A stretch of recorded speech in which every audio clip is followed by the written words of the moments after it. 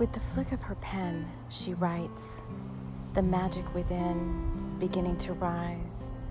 The words flow, pages unfold, the stories delight. They help you to make a smile as you take my hand. You're spirited into a dreamy land. Into the story we ride, with the story spirits as our guide.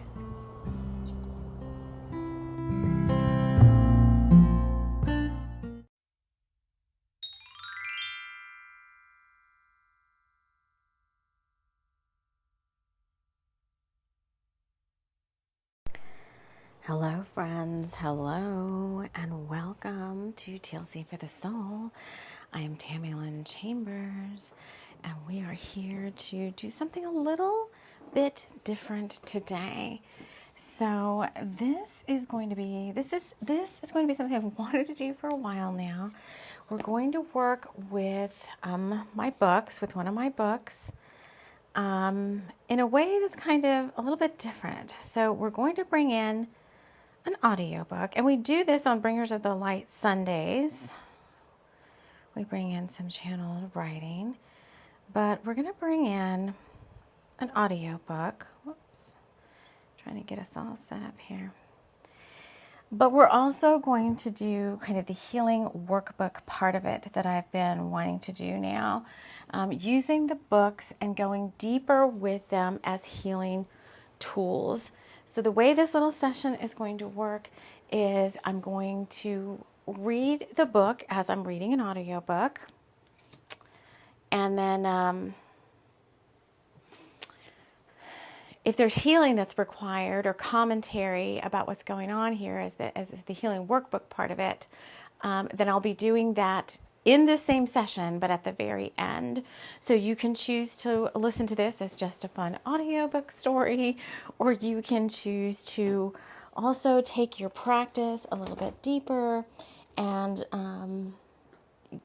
become part of this whole healing container. So I'm recording this July 2024. It's, what is today? July, whatever the day is after, it's the July 6th, right before the 7/7 portal. And I did a July energy hangout a few days ago. And the book that came out for the month was my book, The Stallion Returns. So we're going to work with this book, and I don't know how many chapters we're going to read today. This is the first time I'm kind of doing it this way, so you have to bear with us, the guys, for just a second. And I'll do my best to maybe timestamp if you just want to jump into the audiobook part where that's at, so that you can jump around if you would like to. So this is the introduction part. This is getting us kind of set up to hear the book and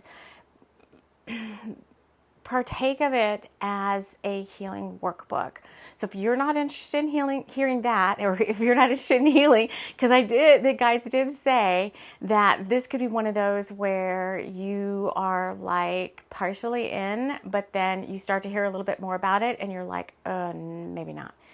So, and this is also one of these books where I like to read from it, but it has a lot of erotic scenes in it, and so it can be quite spicy.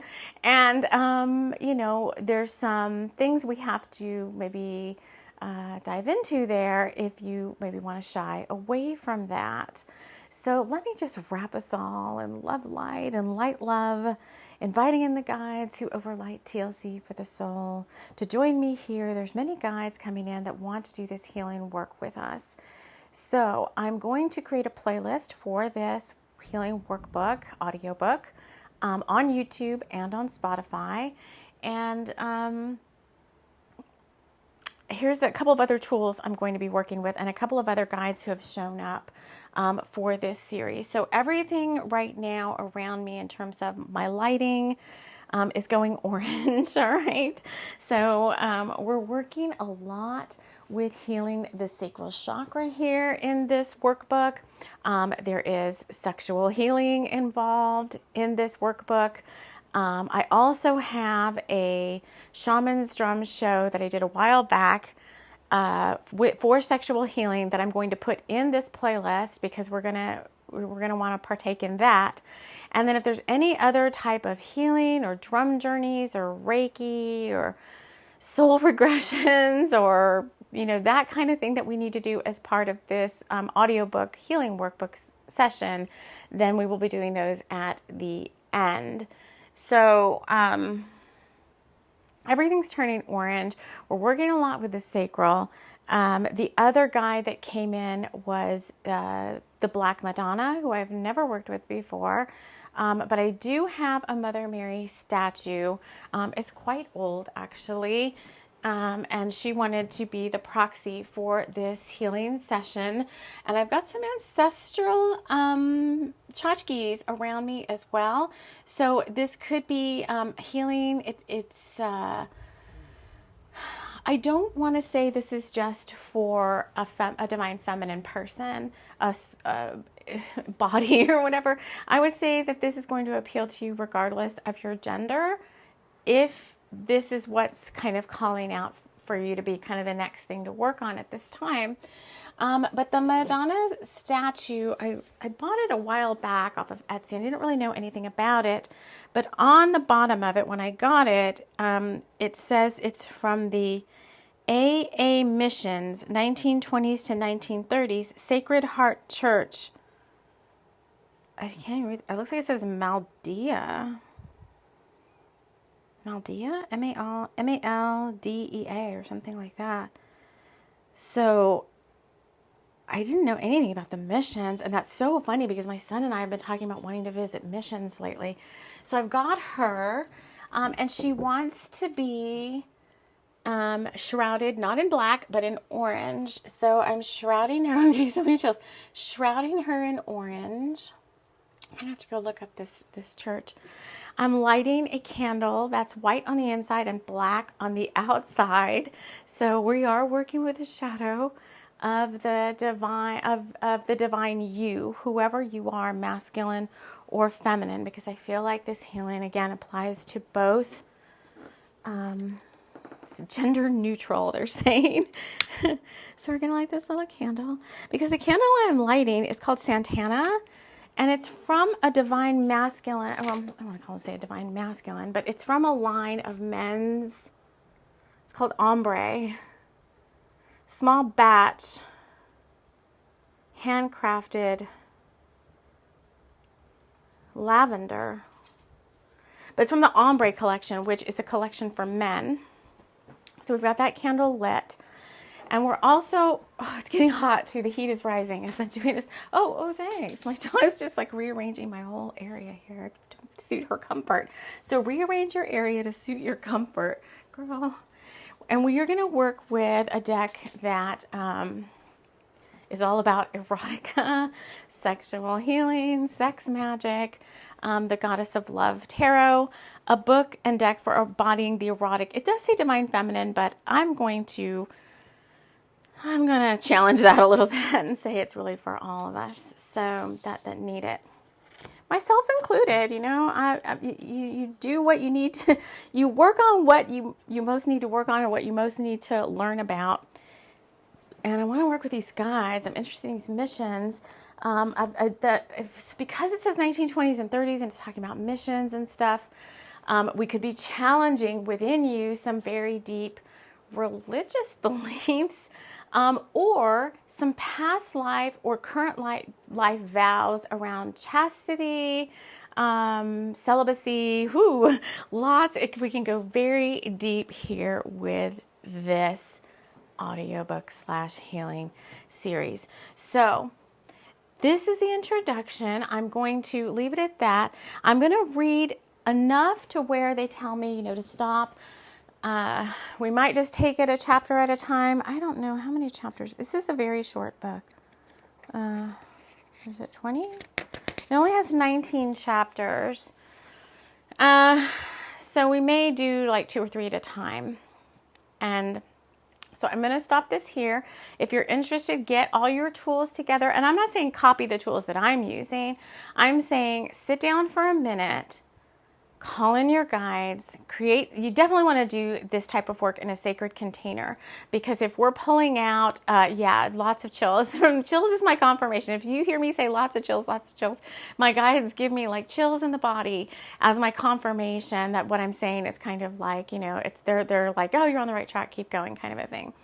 So sit with your guides and see what guides want to work with you, okay? It may not be the same as mine, but create like a little altar space for this work, because if we've got 19 chapters divided by 3, that means we have probably about 6 sessions of this stuff to do. So some may be lighter than others. Some may not just be heavy stuff, okay? This doesn't have to be heavy work. Healing can be fun. This can be fun. This can be magical. This can be really exciting to see where this takes us, all right? So I'm going to pause this now.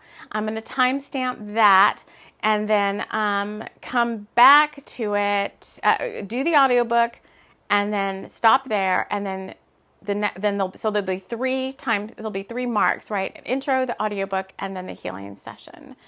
So let's get started on this book, and I will see you again in a minute. Hello again. Hello, everybody. We're reading from my book, The Stallion Returns. This is book number 2 in the Thunder Rose Collection. I'm Pamela Chambers. Thank you so much for joining me here. The first book in this collection is already an audiobook. It's out on my podcast. It's in a playlist on Spotify and in a playlist on my YouTube channel.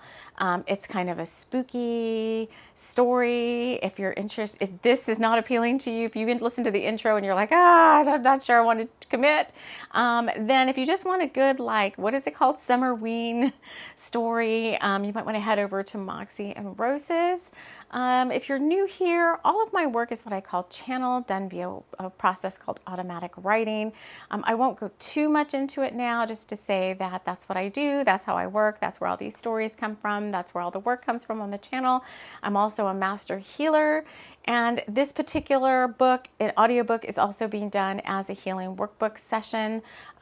So if you're like, whoa, maybe that appeals to me and I didn't listen to the intro, you can go back and listen to the intro of this audiobook, this particular recording, and see if you want to join in the healing workbook session part of this series. This is a series where we're saying, take it easy, take it slow. So I'm going to read the, let's see, I need a little bit more light to see. We've got a little thunderstorms going on today. So you may hear little thunderstorms going on in the background. And I forgot I'm wearing a wireless mic. I can kind of go wherever I want here. Be whoever I want, see whoever I want. All right, this is Miley Cyrus. Okay. Book number 2, The Stallion Returns, a Thunder Rose Collection. Can love conquer all again, or will Thunder Rose succumb to the spirit of the Black Stallion? Oh, the Black Stallion. In the second book of the Thunder Rose Collection, Moxie, Diego, Pamela, Amber, and Edgar are back to solve new and mysterious goings-on at the ranch. The Black Stallion has shown up again, and it's not what everyone thinks. Atwood, or El Diablo, as he used to be called, was infamously known for his string of bad luck upon whoever owned him. With no one willing to care for the aging stallion, he spent his final days at Thunder Rose under Pamela's care.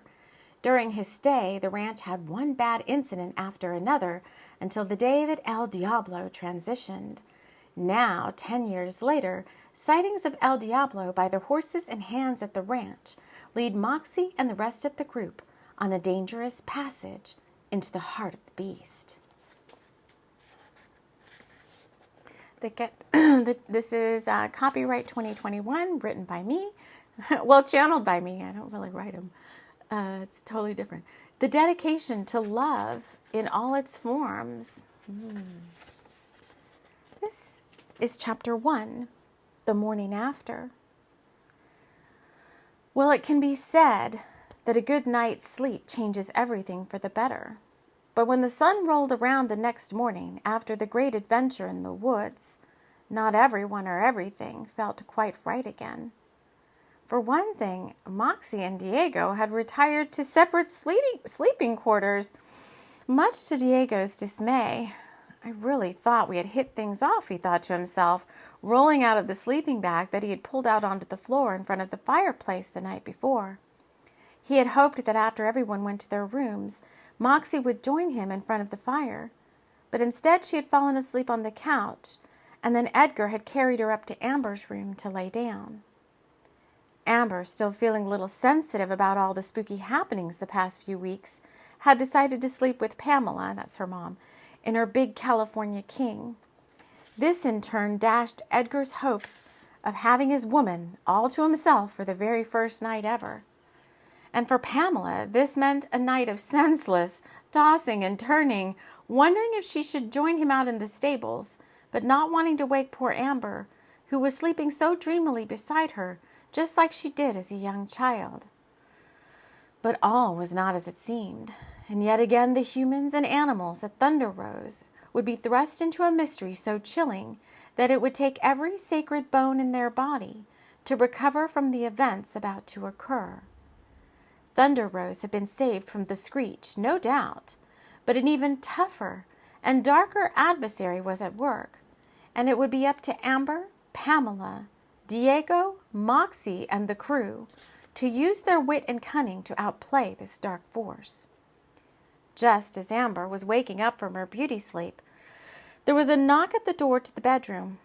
At the second knock, Amber sleepily roused herself up enough to tell the knocker to come in.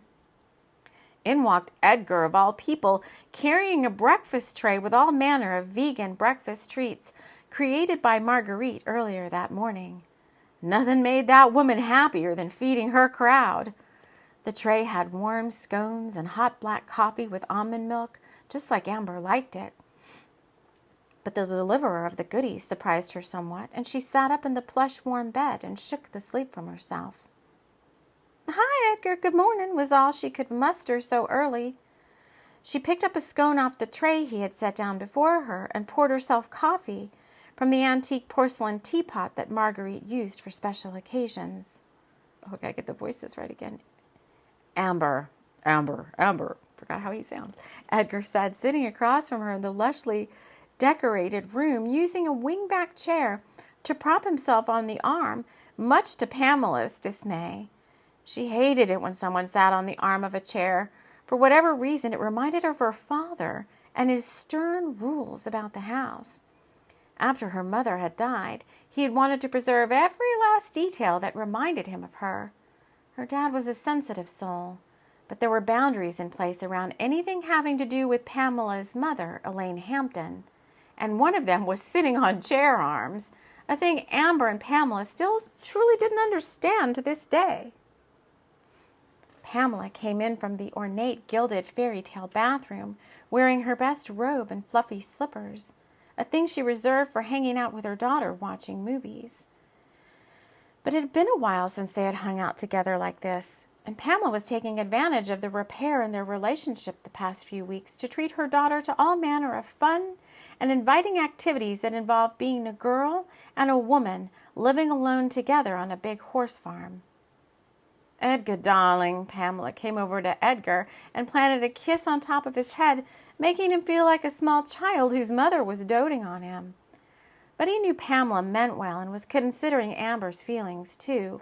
She still wasn't completely sure how Amber felt about her and Edgar, and she had vowed to take it all slowly just in case there was any animosity to the muscular Native American man with the tattooed chest sitting so regally in her bedroom. Amber was still chewing her crunchy scone and sipping coffee, and really was deep down excited to see her mother happy for once. She knew that Pamela and Edgar felt something for each other. She only knew the true depth of it. She would have wept for the love that was between the older couple. Amber's mind, however, was on a tryst of her own.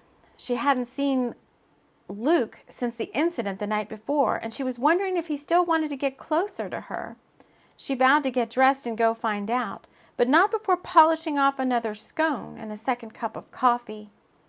Both Amber and Pamela knew that the ranch would feel so much more manly with, well, an actual man of the house around. But both of them weren't ready to rush into anything just yet. There was still some decompressing of information and emotions from the night before, and everyone was wondering how Moxie was doing after her role in taming the Screech, the latter having vanished into the ether of divinity and love-drenched goodness at Moxie's touch. It wouldn't be showing itself any time soon. And if so, it wouldn't be disguised as anything other than an entity that needed more love and attention. But more on that later. How does one recover and get back to normal after such an event? Pamela and Edgar decided to leave the room and allow Amber her privacy to get dressed. They removed themselves to a guest bedroom on the second floor near the attic stairs. They didn't want to do anything but be together now, and privacy with so many late-night house guests was at a premium. "How are you doing, darling?" Edgar, I'm sure I like these voices. "How are you doing, darling?" Edgar asked her as they shut the bedroom door behind them. "Me, I'm fine," Pamela said, leaning into him and smelling the sweet fragrance of musk and burnt sage combined with some sort of pinyon pine cologne he made himself. "It's you I'm concerned with," she said, nuzzling her cheek into his long dark hair, which was down around his shoulders rather than being pulled back like usual. "I'm thinking this whole thing has been too much for you, and I'm afraid you may want to leave here again," she said softly. Well, at least she had said it, she thought to herself. She didn't want him to leave ever again, but she knew that he had other priorities outside of Thunder Rose, and this concerned her. "I'm not going anywhere, if that's what you're thinking," Edgar said, nuzzling her back, but not sure what move to make next. He wanted to take her into his arms and lay her down on the soft guest bed, but he also knew at any moment someone might be looking for her to come down to the stables or sign some errant document or form having to do with the pupil's horse training or whatnot. "Oh, Pam," he said deeply now in the back of his throat, "you don't know how long I've waited for these moments with you and me here like this," he said tenderly. "You have?" Pamela looked up at him with deep love in her eyes. "And to think this whole time I thought you were avoiding me," she said. "At least it seemed that way."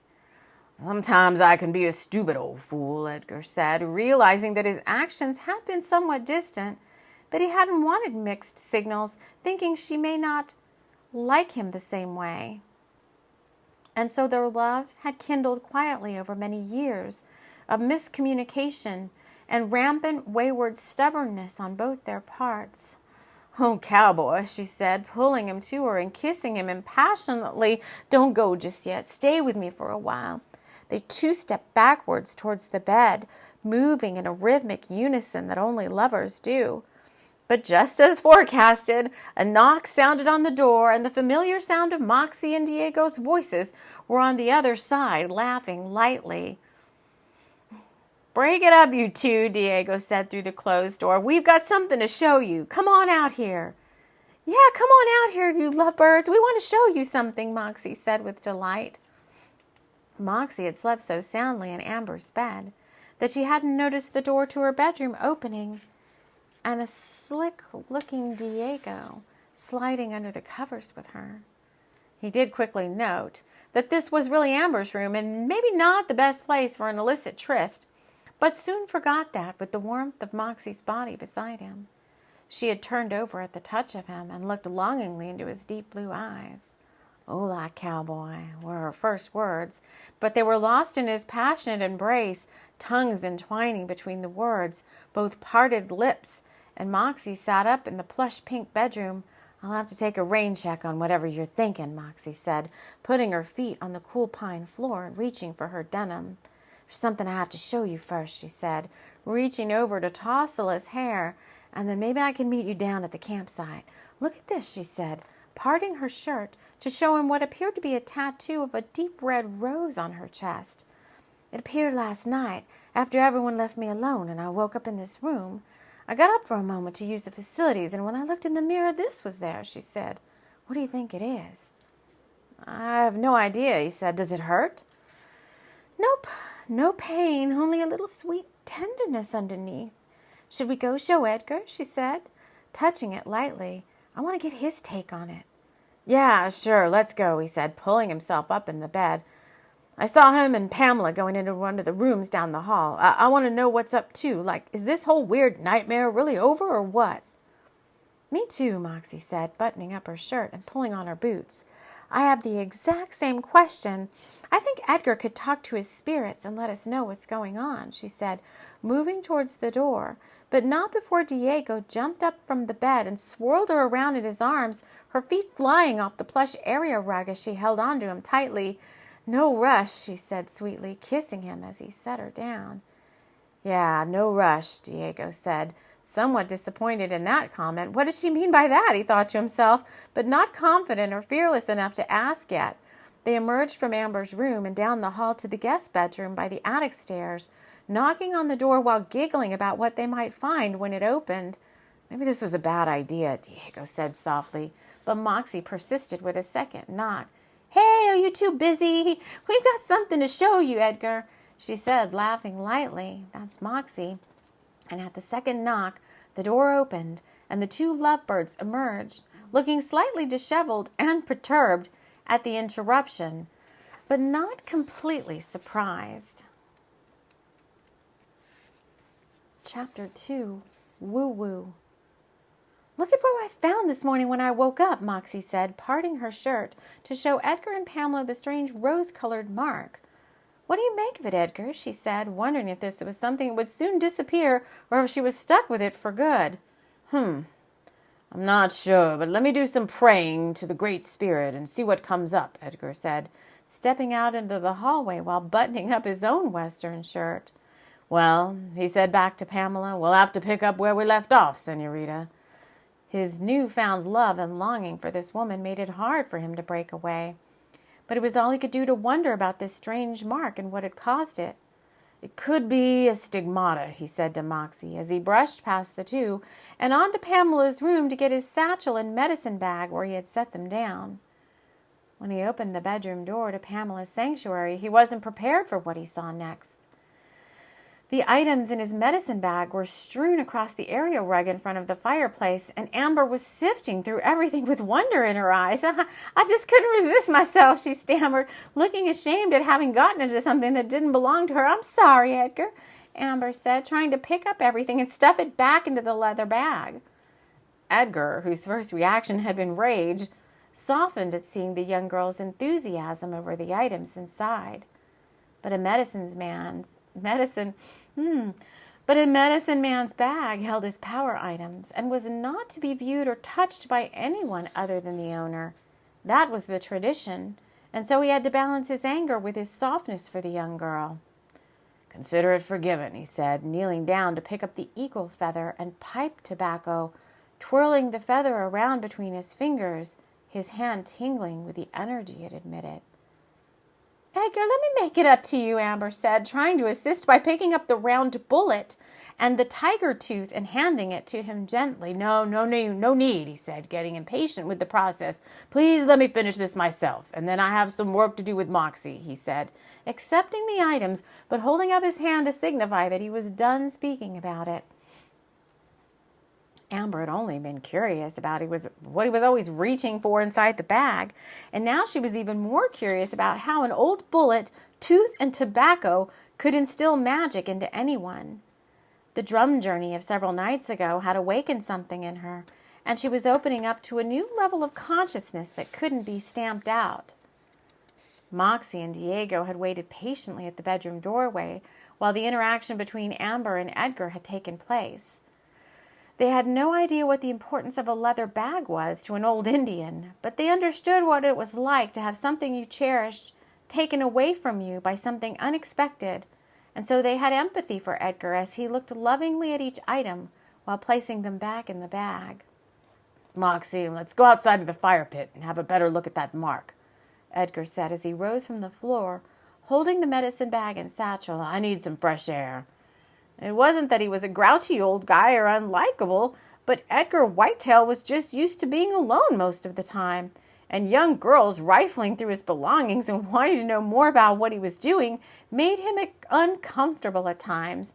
He wanted to make the whole Pamela Amber thing work out, but there was also something in him that still wanted to run back to Oklahoma as fast as his old truck could get him there. Moxie and Diego led the way down the long winding staircase to the first level and out the back porch door, but not without grabbing a few of Marguerite's scones and a mug of hot coffee. "You sure are spoiling us around here," Diego said to Marguerite, which only made her joyful inside. The way to love is through the stomach had always been her mantra, and if her scones and delectable cooking helped bring more love to this ranch, then she was never going to give that up. She had considered leaving the ranch in the past, what with that frightening occurrence she had in the woods that evening. But her love of the Cartwrights and everything else at Thunder Rose had kept her from leaving. She still wouldn't stay after dark, not fully believing that the screech, or whatever it was called, was completely gone. She had her own hunches about this place, and one young girl's encounter in the woods did not seem sufficient in her mind to rid this place of the ghosts that lingered here. No, Marguerite Winters was not convinced. Meanwhile, Pamela had used the interruption in the guest bedrooms to slide down into the bed's soft duvet and fall fast asleep. Yes, she wanted pleasure, but being up all night anticipating affection made a beauty queen look sallow and drained. And she was still a beauty queen at heart, Edgar or no Edgar. She still aimed to make them all purr. And so she must have her beauty rest, and if she couldn't have anything else, then she would sleep off her longing, content in knowing that she would look and feel refreshed and ready for her man whenever he came calling. Edgar, Moxie, and Diego made their way down to the fire pit area. As they approached the stalls, they heard a loud neighing from inside. The horses were upset about something, and Edgar couldn't walk past without first checking in on them. "Meet me by the fire pit. I'm going to go check on these mares," Edgar said to the pair. "Here, take this." He handed his satchel to Moxie while tightly retaining the medicine bag, not wanting to let it go again this time. Moxie took the satchel and ran ahead to catch up to Diego, who had already made it to the campsite they had set up in what seemed now to be so long ago, but really was only a few nights past. He recalled with anticipation the lovemaking that had happened between him and Moxie in his own tent, and saw that this might be the opportunity he had been waiting for. No one was around now but the two of them, and if he knew Edgar, it would be a while before he made it out of the stables. "Hey, girl," he said in his sexiest swagger voice. "Are you thinking what I'm thinking?" he said, moving towards her and lifting her off her feet in an embrace. "Put that bag down and come over here. I've got something to show you," he said with anticipation. "I bet you do, cowboy," was all Moxie could say with a longing all her own. She had dreamt about meeting up with him again down in this campsite where they had first christened their lovemaking only a few days ago. "I don't know if I can wait any longer now," she said, kissing him passionately. "Well, you know you can't keep a good man down," Edgar said. Diego said, "Woo, what's happening here?" Diego, wrong person. Diego said, is that a Freudian slip? I'm not sure. Diego said, laughing while pulling her into his tent. While the affair was going on at the campsite, Edgar was content with the horses in the stables. He wasn't sure what they were upset about, but he aimed to figure it out before he went to camp. He knew that the past few days' spooky events had been stressful for the horses as well as the people at Thunder Rose. He felt from the energy in the stalls that something wasn't quite right. "What is it, girl?" He lovingly stroked Buttercup's soft mane. "What's got you up and hither?" "You can tell old Edgar," he said, continuing to use his hands to quiet the mare. She seemed uptight, and that was never good for anybody, let alone the horses. At that moment, a loud cry went up from the other end of the long stables. One of the temporary stable hands was crying and running from the stall that belonged to Onyx, Pamela's gelding. Edgar rushed down the long run of stable enclosures until he reached the stable hand. "What's going on, girl?" He looked at her face and knew that whatever it was wasn't good. All she could do was point inside the stall with a look of horror on her face. "He was like this when I came inside," she said, crying even harder now, as Edgar averted his eyes from her tears to look inside. The young gelding lay on the hay, unmoving but still alive. Edgar could tell by its soft breathing. "What in the world?" he thought to himself. "It's as if he's frozen in fear," he said out loud, rushing to Onyx's side to check his vitals. "He's in shock. Go get me a blanket," he said to Emily, who was still frozen in place herself. "He needs to get warmed up quick." What in the world could have caused this kind of shock to the poor kid? Edgar wondered as he waited. He reached into his medicine bag and pulled out a bottle with a tincture he had made just before he went on his last trail ride roundup at the Elliott Ranch. Edgar lovingly lifted the horse's head and placed a dropperful of the tincture he called Calm Away, for no other good reason than it was the first 2 words that had come into his mind right after he made it. The tincture did exactly as it was intended and took the calm away so that the animal could go back to a place of peace and restored vigor. Onyx didn't so much need the calm to be renewed. He needed to quickly snap out of whatever had emotionally paralyzed him into an almost frozen version of himself. Calm Away worked well out on the trail drive for complacent and lazy steer and cattle who simply needed a little boost of energy to keep going on what was often a long journey from one ranch land to the next trailhead. Edgar administered a full dropperful, knowing the big horse could take it. At the taste of it, the horse's eyes jolted, and he quickly raised himself, and with Edgar's help, back up to a standing position. Anatanka, Edgar said, praising his spirit guides who had helped him craft the tincture from ingredients he had found along the trails and great Oklahoma plains. Edgar looked deeply into the horse's eyes, while whispering into the young gelding's ear. "What's got into you, boy?" he whispered softly, and then waited for the horse's response that he could clairaudiently hear in his head. "He's seen something very frightening to him," he said out loud, knowing that the ranch hand would have no idea what he was speaking about, and more than likely would think he was some crazy old guy with an Indian feather tattoo on his forearm. "Go ask for Miss Pamela to come down to the stables, please," he told the young girl who was still drying her tears. "Now, girl," he raised his voice slightly, not meaning to, but the next thing he heard the horse say into his mind made his bones chill.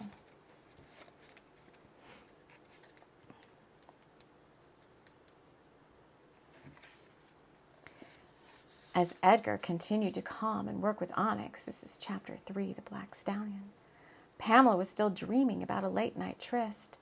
She had only to think about Edgar, and he would appear in her dreams, as if a secret line of communication existed between them and carried forth from this world into that of dreams and nightmares. In her dream, Pamela had a deep blue corset and pink tight leggings on. She didn't know why the colors of these garments were significant, but somehow felt they held a message she was supposed to pay attention to. She was as Dream Pamela, trying to seduce someone she couldn't see in the shadows. This someone felt dark and dangerous to her, but she wanted him anyway. She didn't care about the cost to her dignity or reputation. Then suddenly the scene changed, and she was outside in the darkness and very alone. She cried like a small child, and she wanted her father to come pick her up and cajole her. He was her hero, and she looked up to him and respected his words and advice. But instead of being rescued from the darkness by Daddy, she was instead swooped up in the embrace of a large bird that carried her skyward to the other world, as it was called, out to the gatekeeper to allow it to pass. Pamela didn't want to go here and struggled to break free from the grasp of the giant bird. Over and over she tried to escape, but to no avail. She was flying closer and closer to the gates of the other world. And then there was a loud rap on the guest bedroom door, and Pamela was jolted awake. Sweat covered her brow, and she struggled to come back into waking awareness. What the heck was that dream, she thought, but there was no time to process the nightmare. She was needed elsewhere. The rap at the door came again, and Amber's voice on the other side asking if she was okay. Pamela rose up from the daybed and went to the door, shaking herself awake and wiping her brow with her hand. She really needed to talk to someone about these dreams, she thought to herself. Each one was more riveting and frightening than the last. Pamela opened the door and found Amber there, with the ranch hand still sniffly and sweating from the tears and having run up to the house in the heat of the mid-morning Texas sun. "Mom, Edgar wants you into the stable. Something about Onyx," Amber said nonchalantly, not realizing that anything that included Onyx, her best horse, got Pamela's full attention. "Is he okay, Amber?" Pamela asked her daughter, who had already moved on to more pressing tasks, leaving the ranch hand Emily to field the important questions. "Well, Emily, you're it," Pamela said. "What's going on with Onyx? Is it his feet again? I know it's been upsetting his stomach," Pamela said, thinking that surely an upset stomach wouldn't have caused her to be summoned to the stable gates. "Oh, my. "No, ma'am." "You better come quick, miss," was all Emily could say, stepping aside to let Pamela pass. "Holy heck, what is wrong with everyone around here?" Pamela exclaimed in frustration. Sometimes she just wished that for once someone else could take on all the complaining and whining she heard from others about their horses and children who couldn't seem to train to ride a horse for anything. She let these petty grievances stack up until she was angry and on edge, and it would take a visit to Gentle Water's spa to bring her back to her old self. She brushed past Emily and made her way downstairs and out the back kitchen door for the stables, hoping this was no false alarm. She was still on edge from all the happenings of the past few days, and she didn't want anything else to come up unexpectedly, spooky or not. When she entered the stables, she could sense that something was wrong. The air felt heavy, and the horses were breathing nervously, she thought, as she quickened her pace to Onyx and Edgar, who were waiting patiently in thought at the paddock door to the great stallion. "Now, no need to worry, love," were Edgar's first words upon seeing his paramour, but his head was still spinning from the downloaded messages he had just received from his elder spirits. And the message he received from Onyx himself made him feel paralyzed with a fear he hadn't felt in quite a while. The horse had looked him square in the eye before delivering a message that had stunned Edgar to the core. Onyx had believed that a great devil stallion, only known as Black Stallion, had returned to curse the ranch. "What do you mean, nothing to worry about?" Pamela said questioningly. "You wouldn't have summoned me here if it was nothing, Edgar," Pamela said, seeing he was still not connecting completely with her. "His horse. He's seen something's got him pretty scared," Edgar said. He didn't need his best girl all riled up, but it wasn't for nothing, he thought. This curse thing was serious business, very serious. So he had to think of a way to break it to Pamela, while still sounding like nothing really wrong was going on. "That's it, a healthy balance of realism and a nightmare," he thought to himself, as he realized his spirit guide, a young buck, was reaching out to him from the other world. The buck had a message for Edgar, but he needed to go into Journey to hear the whole thing.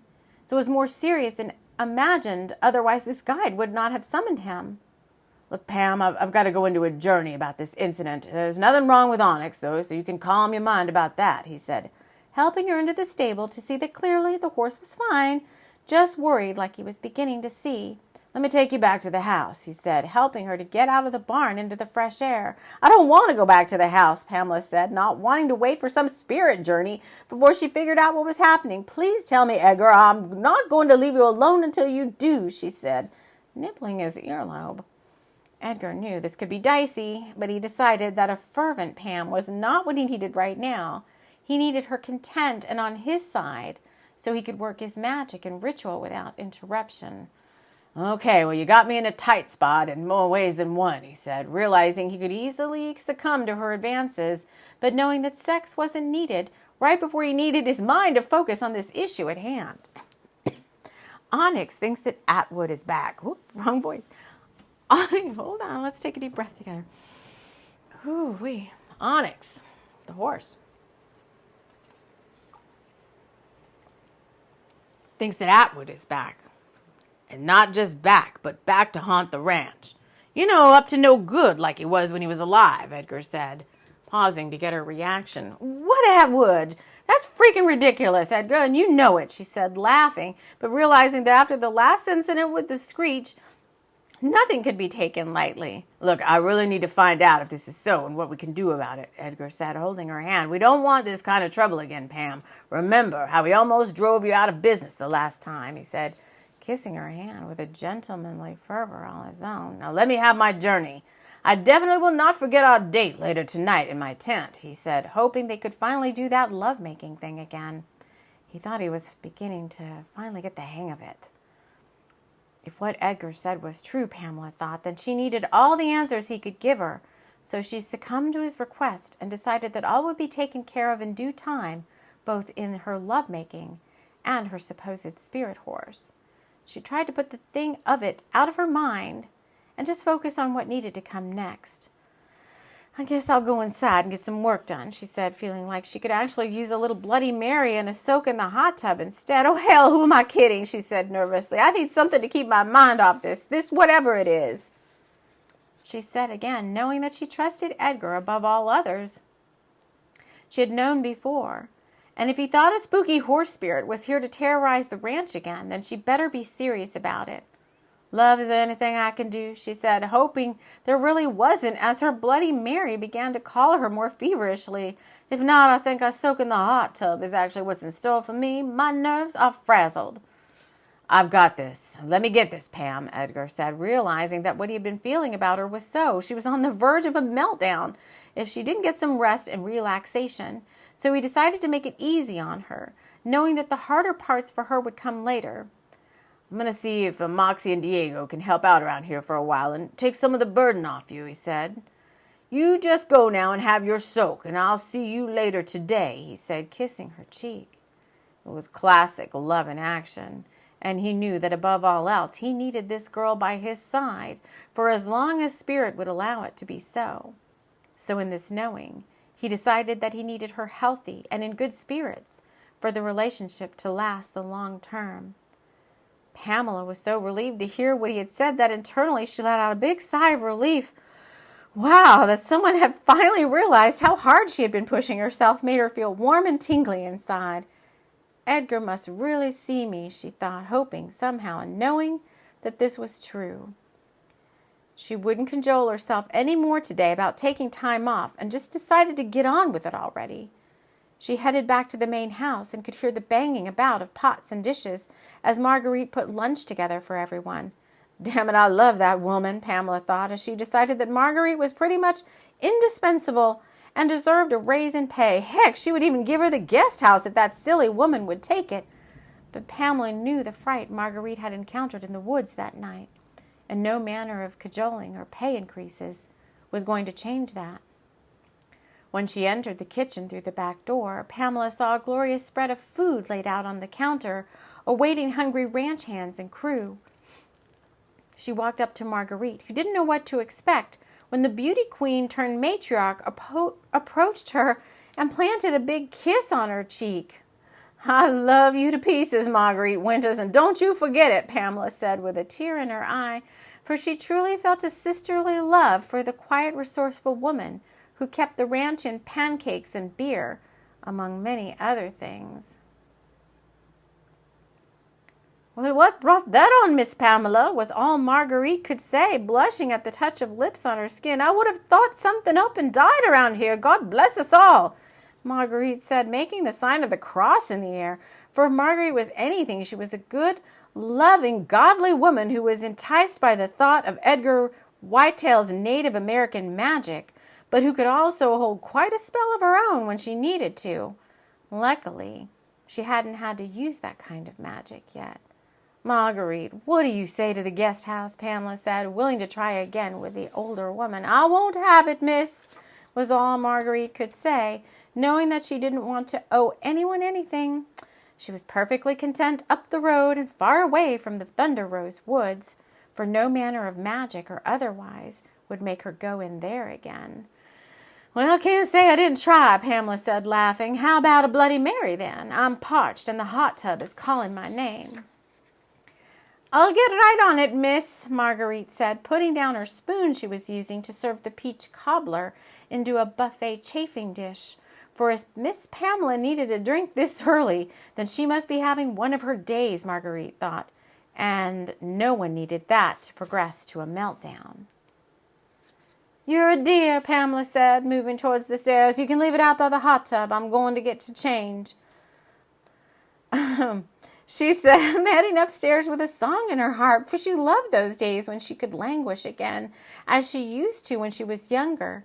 As a former beauty queen, she relished in the thought of self-care, for being a crowned contender meant she could have all manner of beauty treatments, spa days, and whatever else she desired as part of her winnings. And mostly she wanted self-care, and a little loving if that wasn't asking too much. As Pamela settled down into the warmth of the hot tub with Bloody Mary in hand, her mind began to go back in time to those halcyon days of the beauty queen world. Young, then 18-year-old Pamela really was living the life of a queen. Her father spared no expense to let her have the life of her dreams, and that was the way she was brought up. Her father raised her after her mother left, and he wanted his girl to have everything. When she took an interest in the beauty pageant circuit, he never balked, knowing his girl was as lovely and alluring as any other pageant queen out there. So Pamela got what she wanted, and in more ways than one. For to be up on stage in the lights and the daydreams that young girls have was also putting herself out there with her body and her sexuality. She'd had no true love until that time, but that didn't mean there was a lack of trying. For Pamela was lusty at heart, and that made her want even more of what she couldn't have. She was definitely quiet about her affairs, but she had had enough of them to know that true love didn't linger in the arms of someone who only wanted her for her body and her money. That was until she met Quint, and her world was turned upside down. Quint was the heir to a multi-million-dollar empire handed down through the Havenworth patriarchal line. His father and father's father and so on were in the oil empire business, and it was the promise of an easy time with a beauty on his shoulder that had lured Quint to Pamela. He hadn't bargained on loving the sex and the admiration so much, for he really only lived for himself. But when Quint Havenworth saw Pamela Cartwright up in stage lights, he thought two things. When can I get into her pants, and when will she stop giving me those wanton eyes? For she had seen it too. From up on stage, where the latest sponsors had come to see the girls run through their talent competition, Pamela had zeroed in on quite possibly the most handsome man in the audience. She had no idea he was a Havenworth, but blood and money don't speak through the senses, and so she only saw and felt a raw sexuality come over her that she couldn't ignore. As Pamela pranced around the stage, showing how she could halter and ride a pony with her pageant skirt hiked up high on the thigh, she breathed heavily at the thought of that darling cowboy's hand up her skirt, the one in the second row who hadn't taken his eyes off her since the curtain had gone up. She vowed then and there that she would get to feel that hand and more if she had her way. And had her way she did. She coaxed the stagehand Miles to go outside after the show and talk up Quint to come meet her backstage. At the sound of the invitation, Quint got hot from the waist down. He had never been summoned before by a woman, and that made him feel all the more manly inside and out. As Miles led him backstage, he thought of all the clever things he could say to get this girl to go to bed with him. But he didn't have to wait long. Pamela wasn't much on long courtships, and she didn't think that love existed this way in her world, not the fairy tale love that was always talked about in the movies. So for her, the physical route worked faster and easier and got her what she wanted, a quick orgasm and feelings of being so beautiful that only came from passion and desire. There was a knock on her dressing room door. She unbuttoned her blouse a little more to let on that she really was there for only one thing.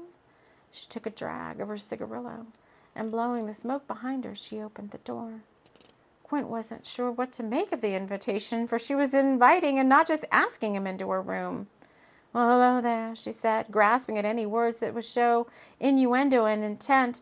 "I see you've had your eyes on me the whole show. Do you like what you see?" she said, breathlessly now, and taking another drag on her cigar to steady her nerves, for it was nervy meeting someone like this. It brought out a feeling in her that made her want to jump out of her skin at times. "Well, most certainly so, ma'am," Quint said, stepping inside and closing the door behind him. "I very much like everything I see," he said, stepping forward, and she moved closer to him. "I don't usually do this," Pamela said, brushing her cheek up against his. "No, of course not," Quint said, cupping her breast with his hand. "How could you?" she said, feeling somewhat offended as he moved his hands over her body and up her skirt as she moaned into his neck. The sex and the passion were drowned out by a loud scream that broke Pamela from her reverie as she sat bolt upright in the hot tub. Okay, we are going to stop there. And if you are in it for the Healing Workbook part of this session, then we will timestamp that.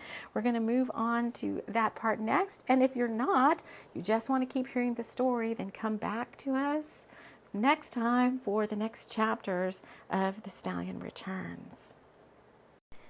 All right, friends, this is the third part of this little session. And there's a lot going on in these 3 chapters. I think some of them, if this book is serving its intent and purposes, even if there was like hidden intent when I wrote it, because I didn't really realize a lot of the heat and the passion that was going to come out of these pages, then, you may be having various feelings about what's going on next within yourself, right? There was a lot in the pages. We even had that weird Freudian slip kind of thing in, I think it was, I don't know which chapter it was, where it was supposed to be Diego and Moxie, and I kind of, well, I don't know, nothing happens by accident, but I said Edgar and Moxie, so something with like older man, younger woman, or some father-daughter stuff going on. I'm going to pull us a card, but I do think the suggestion for getting started with this whole series is really to go listen to my Shaman's Drum sexual healing drum journey that I'm going to put along with this in the show, in the freaking the playlist. And then I think what we're going to do from here on is take it maybe a chapter or so at a time, and maybe not do these so long, so that I can dive more into some of the things coming up in each of these chapters. But I really feel like everything there is going to is kind of meant to, not everything, like everything 100% of what we talked about is not going to trigger 100% of you, but I think there could be things that have come out in this particular reading, chapters 1 through 3, that could bring up little trigger points for you of things that possibly need to be healed before we can move forward with the rest of the book. What I am going to do right here at the end of this is I'm going to draw us a card from the Goddess of Love Tarot and see what else we need to be thinking about or focusing on, because when you start doing this work, you enter kind of into a little sacred container. When you build an altar for something, you build a portal, right? And so part of what's going to happen now is you're going to be kind of enveloped in this, the energies of this book as you work with it.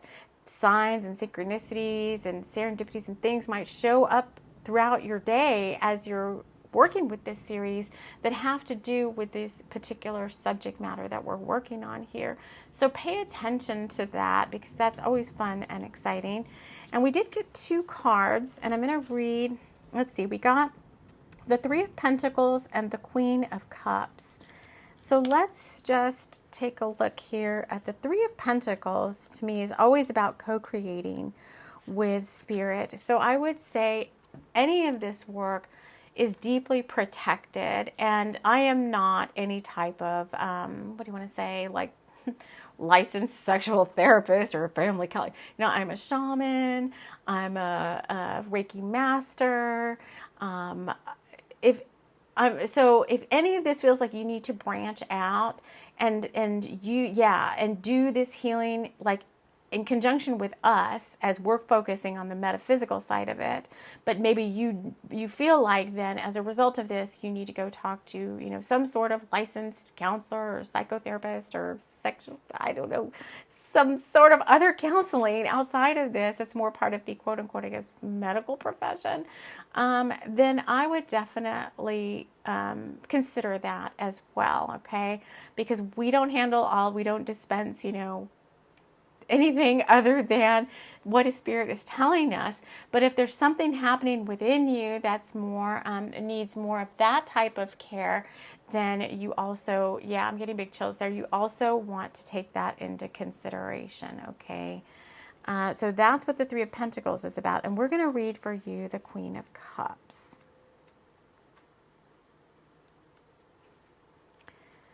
This book is, again, the Goddess of Love Tarot. The Queen of Cups is the Goddess of Love. So this is going to sum up these chapters we just talked about. Like all the queens in the tarot, she corresponds to elemental water, to intuition, feeling and healing, to the heart, and to the ways you bloom like a rose if you're devoted to love. Cups are also associated with water, and this queen's entire self flows in the unyielding currents of the heart. The goddess is holding you close, tending to your wounds, and reminding you that even though love brings the potential for hurt and pain, it's imperative that you open yourself up anyway. The Queen of Cups is totally guided by her heart. This doesn't mean that she ignores her head, but that she allows her instinct to have the final word. It's kind of what we also just said about the Three of Pentacles. Embodying her energy of seeing all life as an offering from the goddess of love. Take it into your work, your platonic and romantic relationships, and your spiritual and magical practice. Trust in her and turn to those who live in this current for support and guidance. The affirmation is, I am an embodiment of the goddess of love. I live in her current. And our journal question is, how am I led by divinely erotic love? And how can I more fully tap in? And I would say, as an overarching theme of this whole book, this whole series we're doing, I would say that's probably the biggest overarching theme. How are you led by divinely erotic love? And how can you more fully tap in? So I think I'm going to put my little Queen of Cups up on my little orange, not really a black Madonna, just like an orange Madonna, along with some of my other ancestral tchotchkes. And for you, it's time to sit back and just be enveloped in the energies of this session that we've just done. See what stands out to you. See how you feel like you might want to move forward, because it's only going to get more racy and more stuff is going to start to come up through this, okay? Because we've already got stigmatas coming up, and stigmata shows up again. And it's not just sexual healing. I think that's coming up here as well. There's some deep religious undertones and things that we might be touching on as well. I'm just going to keep taking it as it comes. But being that we've got this Mary that I have that came out of a mission, I just feel like there's other works besides just erotic, kind of healing work that we need to do. So we will see what the guides bring to us. But for now, I'm going to leave it at that. I want to thank you so much for joining me here, and we will see you all again soon. Take care.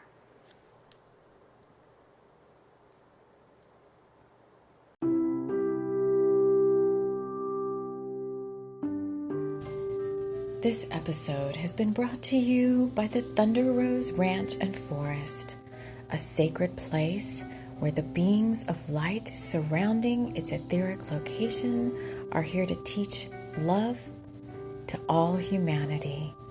We want to thank you so much for joining us. Take care.